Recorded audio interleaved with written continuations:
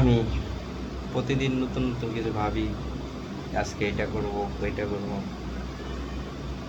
অনেক সময় ভাবি যে কন্টেন্ট ক্রিয়েটর হব। ইউটিউব করলাম, খোলার পর ভিডিও ছাড়লাম। কয়েকটা ভিডিওতে ভালোই ভিউ হইলো, শর্ট ভিডিওতে ভিউ হইলো, কিন্তু লং ভিডিও ছাড়লে ভিউ হয় না। মনটা ভেঙে গেল, ভিডিও ছেড়ে দিলাম। এরপর মাঝখানে অনেক দিন গ্যাপ দিলাম, ভিডিও ছাড়লাম না। চেষ্টা আস্তে আস্তে ডাউন হয়ে গেল, চ্যানেলটা ডাউন হয়ে গেল। এরপর আবার কয়েকদিন পরে ভাবলাম না, ইউটিউবিং করতে হবে,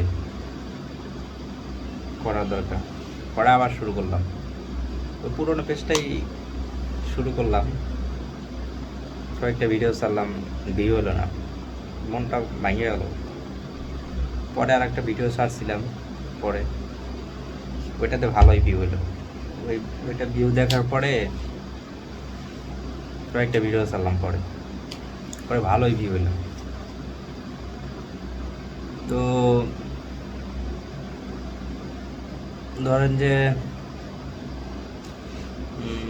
ইউটিউবে তো শর্ট ভিডিওতে 10 মিলিয়ন ভিউ লাগে। আমার 2 মিলিয়ন হয়েছিল 28 দিনে। পরে দেখি ওইটাই কমতে থাকে, বাড়তে থাকে, কমতে থাকে, মানে 2 মিলিয়ন আর পার হয় না। তখন মনটা ভেঙে গেল।